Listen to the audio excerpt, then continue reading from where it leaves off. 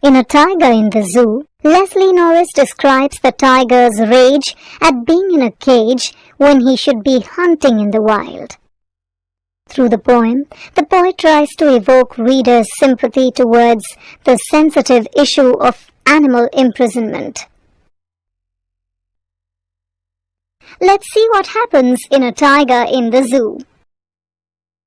Animals in zoos, how must they feel?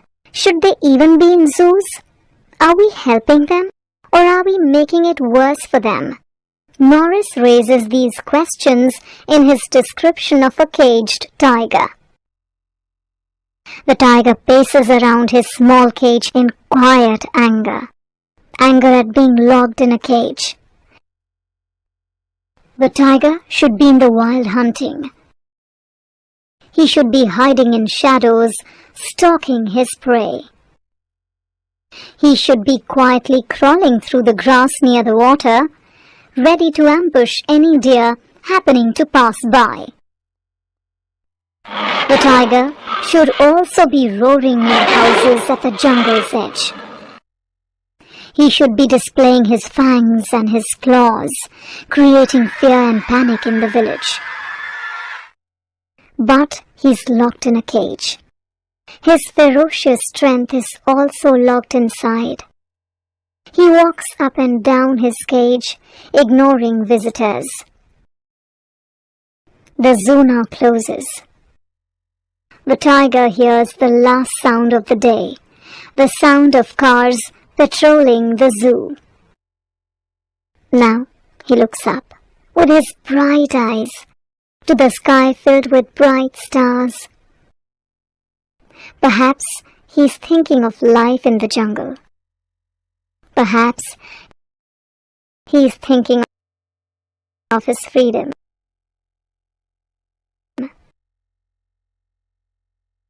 Now let us look at the literary elements of the poem, A Tiger in the Zoo.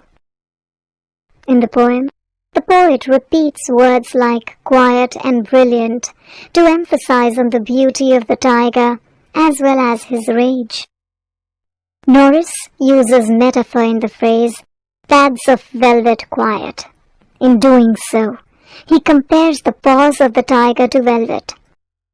By that he means that the tiger's paws are as soft as velvet. He stalks in his velvet stripes the few steps of his cage on pads of velvet quiet in his quiet rage. There are two different rhyme schemes in the poem.